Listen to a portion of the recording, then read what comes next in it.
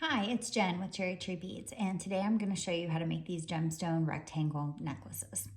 So these are super simple. We're going to start out with these rectangles at the bottom. We're going to make a loop on them to attach them to our link.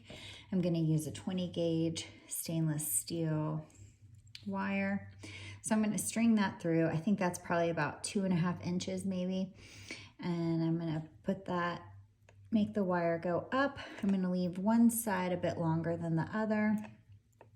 When I get to the top, I'm going to go ahead and crisscross these wires across the top.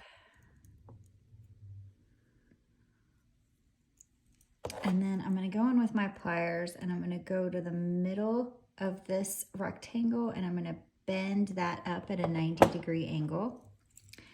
And then I'm going to take this shorter wire and I'm going to go ahead and coil that around.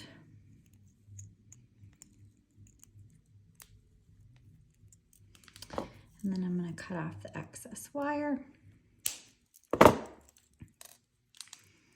And I'm going to put my pliers at the top of the coil and I'm going to bend that wire away from me at a 90-degree angle.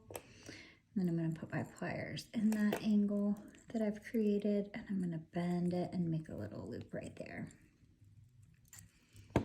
Then I'm going to attach my link. For this one I'm using a lotus flower. String that on there. And then I'm going to hold it in the coil and I'm going to loop that back around. And then I'm going to cut off the excess wire. And then I've got a 6mm jump ring here. I'm going to put my pliers on either side of where it opens. And I'm going to gently twist that open. And I'm going to attach my link. I'm going to put on my necklace. And I'm going to twist that back into place. And that's all you need.